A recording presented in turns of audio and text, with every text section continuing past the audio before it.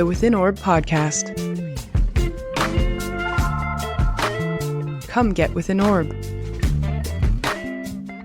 Hello, my name is Jenn Zahrt, and welcome to Within Orb, a production of the Celestial Arts Education Library, a podcast bringing people together around the love of astrology, books. Join me as I interview people about the astrology books that changed their life and practice. You can support the podcast at withinorb.com. Welcome to another episode of Within Orb, and today we're going over the North Pole to London from my location, right? That's how you have to get there the quickest, to talk to Berna Lee. Welcome to the show, Hello. Berna. Hi, Jen. Hi, welcome. Thanks for inviting me. Thank you. Yeah, thank you for being here. And right now you're teaching a short course with the Sophia Center on Yes. Chinese astrology. And so I was like, you know what? I need to talk to you because I want to know about Chinese astrology and books and all of the books that have influenced you in your journey and your studying at the Sophia Center in Wales. Well, I just graduated from the MA in Cultural Astronomy and Astrology, and my dissertation examined the theory and the practice of astrology in modern Hong Kong. So my interviewees were all contemporary Chinese astrologers mainly. So yeah, That is so fun. Yeah. And congratulations on your MA. That's super rad. Thank Do you think you. you'll take it to the doctorate level? I am thinking about it, and I'm working on it, and we'll see how it goes. It's a lot of work. Of course. Very cool. Okay, Yeah. so what was your first astrology book? How did you get into astrology? So I am actually the 45th generation of this really, really long lineage, and it's called Wong Jim, the Lees in the Tang royal family in the Tang Dynasty. So my knowledge is passed down by the Tang astrologer Yang Junsong since that time. So it's been a really long time, and like my grandfather and like some of my uncles right now, they are also doing Chinese astrology. My dad is also a Chinese astrologer now. And so it's like professionally, he's doing Chinese astrology as well. And now me. And so it's kind of like runs in the family. That is how I would describe it. So the first book that you were asking me about, it's the Chinese Farmer's Almanac, actually, that I bring along with me wherever I go, wherever I travel. And this was the very first book that I read as well.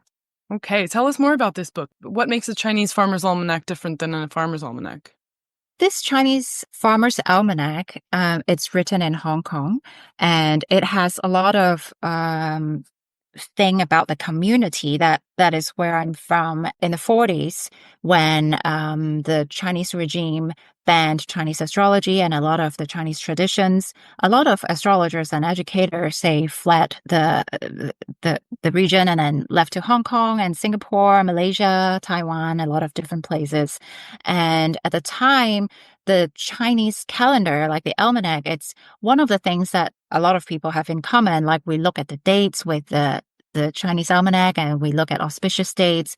We look at the 24 solar terms, like when to celebrate these seasonal festivals. So it's really a part of life, like a way of life. So in this particular version that I bring with me, that is from Hong Kong, it's because it also introduced a lot of little sections of different kinds of definitions and different ways of communicating in English, because Hong Kong at the time was a British colony. So English was something that the people really needed at the time to communicate, to live around and to get around. Like the streets had changed their names into, like Victoria Harbor or, like different things. And Yeah. not like what it used to be. So the calendar became a very essential book for day-to-day life. And that's why I also bring it with me. And it was actually on my grandfather's desk. When I was small, I lived with them, and my grandfather would welcome his clients, and they would talk and do divinations or like do chart readings.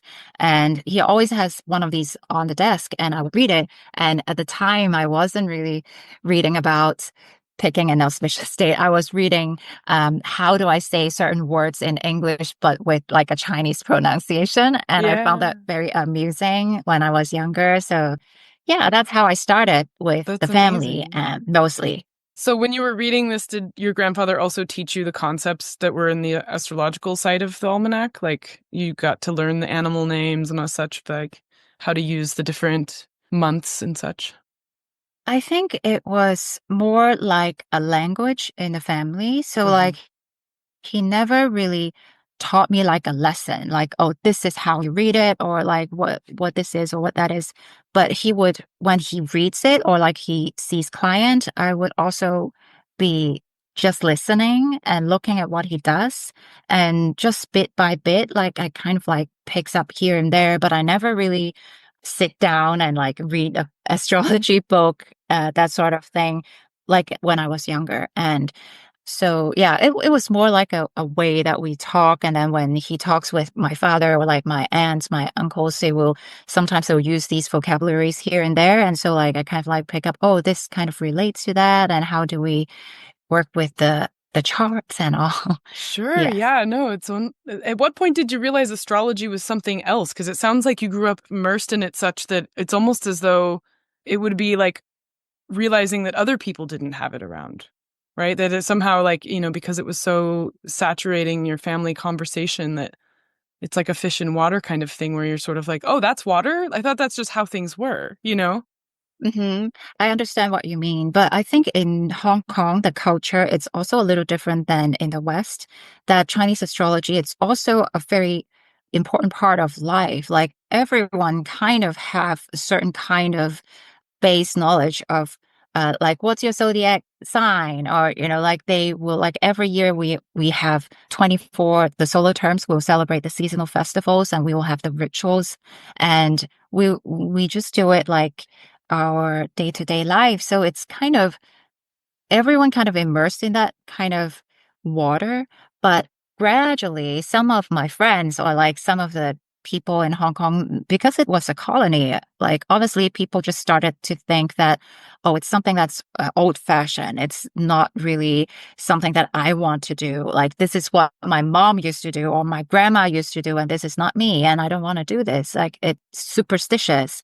And also with the banning of the Chinese regime and then the suppression of colonization. It wasn't in any institutions because institutions were all very Eurocentric, even till this day. And so it wasn't like a particular course that you can take to really learn it. So this fragmentation of preservation of the knowledge and the history, it kind of like affects how people use it, in a way. So like when I was growing up, I think like some of my friends would know like what my family does, and they would also ask me about different things. Like some of them are very interested in it, are not so with an internalized colonization thing going Mm-hmm. on. But for those who really likes it, I remember when I was in college, they would ask me about, oh, I want to have my love life and abundance with, like I want to date this certain person. Like, can you do my feng shui in my room? Like that sort of thing. And like, that's how it was when I was younger, I Mm-hmm. think. Does that That's answer your awesome. question? Yeah, no, no, no. I I mean, it just deviated a bit, no, I no, think. no. But hearing you share about what it was like to grow up with an astrological, I mean, it's basically inside of this such a deep, rich lineage of astrology. It's like I think about like, oh man, it's a what if I had been able to grow up with parents who are doing astrology as if it was just the most normal thing in the world. And then you kind of realize you like step outside into school and realize like, oh, that's not what people do. Or, like what a blessing that Yes. is.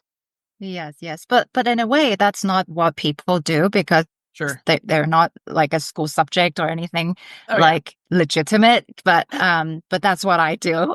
Yeah. And yeah, it's fun, I Very think. cool. Very cool. Okay, Yeah. so here's the big question. If you were going to go to a deserted island and you could only take 3 astrology books with you, what would they be? I would bring obviously the almanac, the Chinese almanac, and the second one is I Ching. Okay. And the third one would be this book that was passed on in the family. That is how to read stars, but using the 28 lunar mansion to do divination. And that is the book that I would bring with me, like these 3 books. Okay. Yeah, I would bring the 4th one, but well, technically, I think that space. your almanac is kind of like an ephemeris because everybody gets an ephemeris. So maybe we can add a 4th because you're taking an alternative ephemeris with the almanac. So yeah, go ahead, toss a 4th one in. Well, the 4th one is actually not a Chinese astrology book. The 4th one is Chani Nicholas' book, The Astrology for Radical Self-Development. Okay. I read it and I thought how she wrote it was very relevant. And so it's like I know nothing about China Western astrology, but I was reading it because I like the way she puts it for radical self-development. And I like that personal empowerment and growth theme and facilitating, self-acceptance and healing. I think that is exactly what I want to do with Chinese astrology as well. It's not only for more abundance and wealth and health. And of course, these things are great, are good. I welcome them in abundance, but also I want that healing and self-awareness for more creativity for the world, more life in the world in general. I think that is one of the very important thing of why I want to bring this book to inspire my other thoughts of like what I can do with my my thing. Sure. It's very, very inspiring, like radical self-development. I love that. Imagine stepping into a room of 5,000 astrology books, turning a corner and stepping into a room of 2,000 more. The Celestial Arts Education Library is every astrologer's dream, and it can be yours. I invite you to come support CAELi before you can visit physically. Your support will mean the creation of 52 new episodes of Within Orb next year, 4 issues of the CAELi Review, our inaugural journal, and countless book talks, events, classes for our community. Visit our website, www.caeli.institute/support, to select your level of care. Please help support CAELi into the future, our future, so that we may study the future together. Thank you for listening. Please enjoy the rest of the show. Let's go back to the I Ching, because you spoke about your almanac already. So let's think about the I Ching for a moment. And it feels like there's been so many different translations. Do you read it in the original? And for the people who can't do that, do you have a preferred translation? I do read the original one because I think the original one with the Chinese characters means so much in our culture as well as in Chinese astrological reading. It's a very character-based reading. So if you don't know the characters, it is hard to get deeper into that space of imaginative, like that imaginary abstract space to digest things. So I do read the original one like poem. It's very nice to just read it and reflect. But if for those who don't know Chinese characters, I think Wilhelm's version is pretty good. Like the way he introduced what I Ching is, what I is about. That was very smart, I thought, the first time I was reading it. I think the version that I have, it's a secondhand old book, super old. It was like from the 70s or something, but I just loved it. I got it in Portland in this bookstore, and I immediately bought it because like the line that he put like in I Ching, he translated it as it's the chameleon. Is it chameleon? That reptile that would change color? A chameleon. Chameleon, yeah, a chameleon. Look what I have on my feet. I'm wearing socks that have chameleons on them right now. God. Oh my God, that's wild. What a synchronicity. Whoa. Yes. Okay, so I is the chameleon because of the color changing? It's changing. It's constantly changing with your environment and all, like how do you stay flexible because change is constant. So it's essentially means the chameleon. And I think it was very smart of him to write that in the translation instead of saying a lot of too academia that people might not necessarily get it right away. So that it's the change. That was beautiful. And I like the way he explained for I Ching, the E has 3 meanings. That was also very smart. He translated very smart. The first one, it's easy because I Ching, it's kind of like an easy way of going with the change.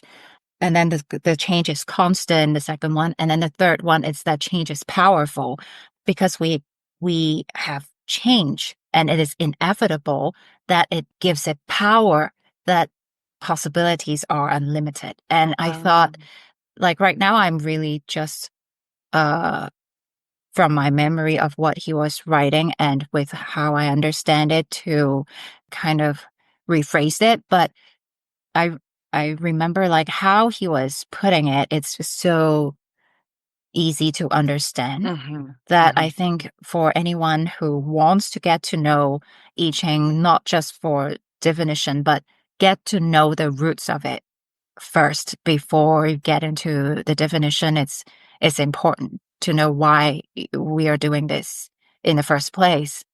And that, and I Ching, it's more for reflection. It doesn't give you like a very definite way of this is what you have to do.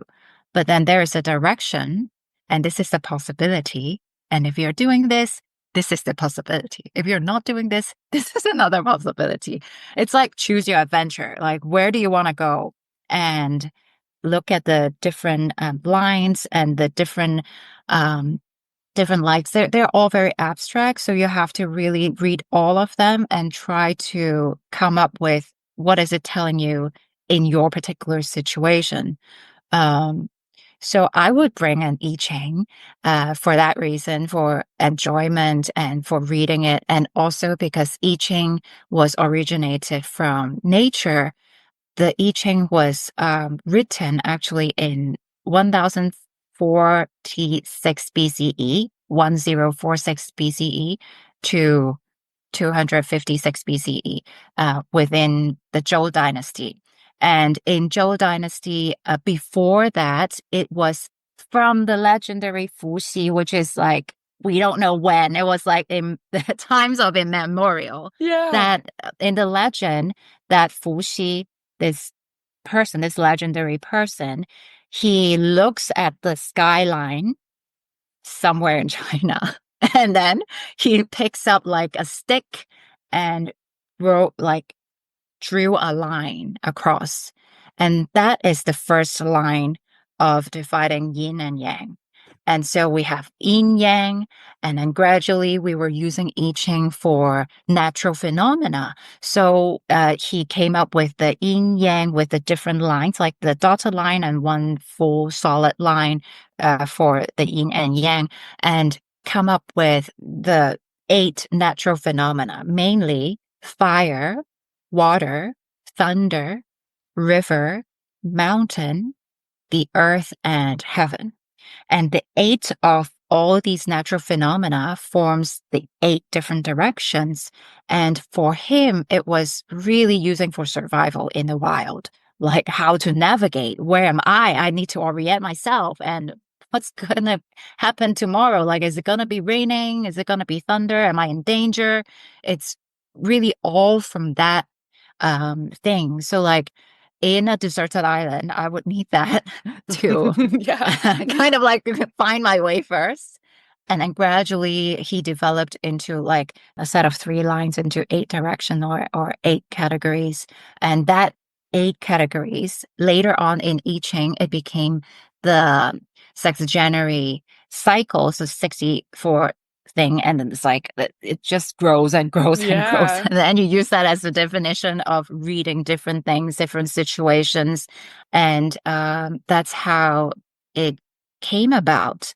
And so I think I Ching, it's one of the books that is so important and so much space for one to create the way that you want with that simple, like abstract thing. And it is Absolutely. always just like Professor Nicholas Campion told me, that always goes back to the primary source.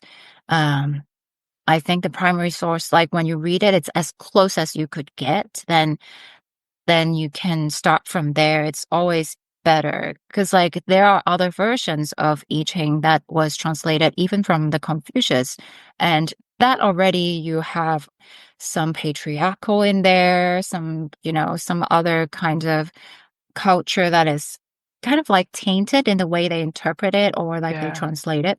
Hmm. So like right now when I am recommending Wilhelm's version, of course he has his own worldview when he was translating it, but to me when I was reading it, I feel like he was also trying to use that researcher kind of mind in coming back. Like it is inevitable that everyone has their filter. So like when you're reading it, you will need to keep that in mind and just get what's useful for you. Sure, And sure. yeah. Yeah. I love that the first line is cosmological in this concept of staring out at the horizon and making a line between the sky and the ground. And Yeah. that is the basis of the I Ching. That just is so beautiful. And also thinking about, I mean, I don't know until I asked you whether I've ever thought about reading it in the original Chinese. So that again also opens up this whole other perspective on what's hiding behind the language barrier, and I think about that in the context of the other languages that I navigate. But in the case of this Mhm. one, it's like you're bringing along a friend who's poetic. It opens up a whole world. You have all of these companions. You have all of these elemental, relationships that can be populating this place that is apparently deserted so that you won't be alone, and that you have a companion to help you navigate the wilderness. I Mhm. mean, I just think that's such a beautiful way that you put it. Yes. Yeah, yeah. Yeah, he was the first person who was navigating on the plains of China or something. Yeah. So if I'm on a Yeah. deserted island, that would be Yeah. very helpful. Well, Yes. I mean, yeah, just it's beautiful how it just is that cosmologically simple as well, and that it's a human observing who's making their mark, and that is distinguishing between above and below, and that is just Mm. everything. Yeah. So, thank you for sharing it in that way. All right, so let's go back to the third book that you chose to bring with you. The third book is Yin Kam, a book that was passed on from my ancestors with this secret sauce in the family. This is just like one of the classics that's in the family, but I would pick this one to bring with me because it's so magical to me. It is different from I Ching because it is so much more precise in the definition. Like it would tell you, well, it's still in a poem form, Okay. just like I Ching, it's in poem forms, but in those poems, like different poems that you put together and you generate this meaning of what's going on with this year, month, day, and hour in which direction. Sometimes they will give you direction. Sometimes they will tell you that in this certain place, in this certain time, you will see a person. Maybe you know the gender of this person.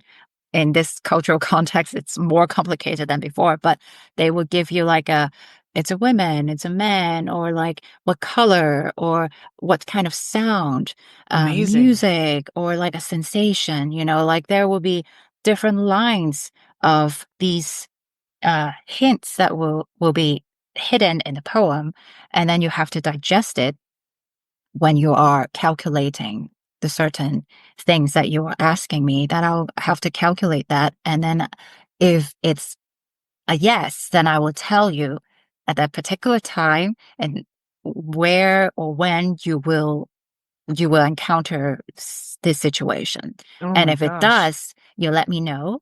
And then we'll go on to the next step, like it's Wow. very precise. And in the ancient times, because my ancestors are in the royal family of the Tang Dynasty, we have the royal astrologers, and that's how the royal astrologer also use it for sometimes they use it to reconfirm things, like with the information that they get, is this a good time for the ceremony? Or, is this the person that we are hiring, Right. or So they were like something. So they were doing Yes. quality control on their technology by saying, okay, if it does actually happen in the way that I foretold, then I know that this is a good method. But if it doesn't happen that way, then something's off and I have to change the method. Yes. Okay. Yes. But it sounds like generative poetry. Like the poems aren't set. Is that what I'm getting up? Is it Yes. like you It is generate not the poem set. in the divination? The poem is created. Yes. Yes. Yes. And we generate the poem with the 28 lunar mansion, and each of the lunar mansion, they have like a cluster of stars, and each of them has this determined star, and it's kind of like we need to look at their relationship and their characters and like their stories, and they have all kinds of things that's going on. And so in this research of this divination book, they are already written there in a way that is with a lot of people's experience, that they continuing So it's to like a do group. that. And So it's like a collaborative research project that's been distilled into this poetic archive. yes, yes, yes. And it has been using through thousands of years in the family. But do you get to contribute to it? Does your grandfather get to contribute to it? Is it alive? Is it still living? I think the living part is essentially not the poem. The living part is exactly what we're doing in the course for culturally. How are we going to interpret this in this culture? Say, for example, with the gender thing. Oh, it will be a woman. Then how are we going to know? Like, what are we looking at? Then that is the alive part. That is the alive part that I want to do. That is also why I brought the other book of Chani Nicholas' book, that I want it to be something that is helpful for people of our day and age. Amazing. That's so amazing. I love that. And so when we're talking about the Chinese lunar mansions, the Shu, are there inside of this zone where one star is kind of the representative? What else is going on inside the mansion? Like, is there, I'm hearing you say like there might be other material that's being paid attention to, and it's not just that sort of representative star. Can you say more about that? Yes. So like in the Chinese sky, we place the North Pole, the Dipper, to be the center. And then everything around it, it's divided into 4 different directions, the cardinal directions. And within those 4 cardinal directions, again, it will be divided into the 28 different sections of the star clusters to be the 28 lunar mansion. And in the ancient time, each of them reflects to a spot and also a person, or, like a particular place, a particular direction on Earth of what's going on there. So it's like a reflection of patterning the heavens. And the king, or like the emperor, it's in the middle, because in the middle we have, in this center of this North Pole, we also divide into 3 different enclosures. One of them is the purple temple that represents the king, or like the emperor, the mandate of heaven. That is more like the constant pole, because in the Chinese sky, it's like, you can always see that throughout the year. So it seems like it's a constant thing here that we see. And that is the purple temple of the king, where the king resides, reflecting on earth. And then the other one, it's a section that represents the government officials and the administrative thing in the state, in the court. And then this third one, it's about economy. It's about finance. It's about different, like, in that section, they also have certain places and certain industries that it represents. And so, like, you can see, like, how the pole, it's like the purple temple cluster of stars, it's like interacting with different things, like their directions, and are they moving? Are there some stars dimmer, or are they sparkling? If they're sparkling, maybe that area, someone is trying to, plot something that is not good for the kingdom, and let's check, like, see what's going on. Sparkling conspiracies. Yes, and that is one. And then the other one is that, that planetary parade right now. So in the ancient times, they also look at the planets like what we can see with the naked eyes. And whenever these planets visit which part of the sky, then they will also have to look it up, like see what's going on, and is someone trying to do something, or in some of the dynasties, some of the kingdoms, like the smaller kingdoms, will also use this as a way to justify wars and revolutions, Wow. because that is also represents the mandate of heaven. And that is why, like, these planetary parade times, a lot of people in ancient times, in ancient China, they will be referring it as, oh, a new dynasty is coming, or a new era is coming, or this huge change is coming to the world, or to the country, or to the kingdom. So the planetary parade is when all of the planets line up and you can see them at night, like we had with the conjunctions in Capricorn, and then now even so with Mars being retrograde, we can see it at night. So it's extra. Yes. Yeah, Yes. very cool, very cool. Okay, so let's step off the island for a moment. And if someone were to come to you and say, I really want to learn about astrology, what books would you put in their hand? I would put Tao Te Ching, and then I Ching, and then this third book called Zemi. Zemi, it's more on the technical side of how you use the 10 heavenly stems and the 12 earthly branches, and how do you generate the very basic so-called alphabets, or the language of Chinese astrology. I would recommend them to read these books first, because the Tao Te Ching, you can have the basic Chinese cosmology of what is the worldview, what is the Chinese universe. It's like first. And then I Ching, we learn from nature, the natural phenomenon. And then for the methods, then you can try to use the methods to work with things that you want to work on. And I think that would be essential. And then the second step would be learn the history of it. Like, how did it came about? What happened? How are we looking at the charts now? Why we have to make it more relevant to our day and age? Why is that important? And yeah, I think that is what I would say. That's awesome. That's awesome. So how can people find you?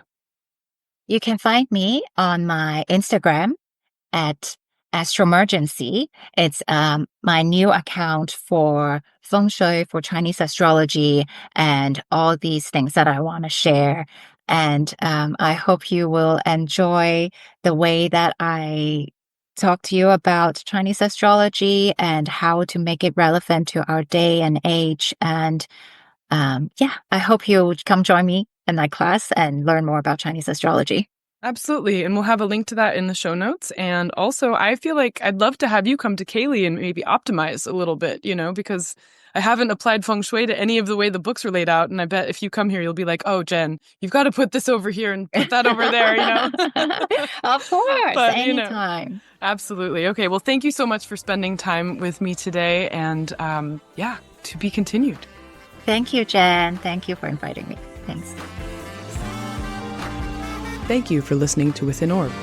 To learn more about the Celestial Arts Education Library, or to become a member, visit our website at caeli.institute. That's www.caeli.institute. If you enjoyed this episode, please help spread the word. Follow or subscribe to Within Orb in your podcatcher of choice, rate it 5 stars, or write us a happy review. This helps others find the show. We also want to give a big thanks to the indie band The E-Block for contributing their song Wake Up for our intro and outro music. You can find them at their website, eblockband.com. This is Jenn Zahrt, signing off for now. See you next time.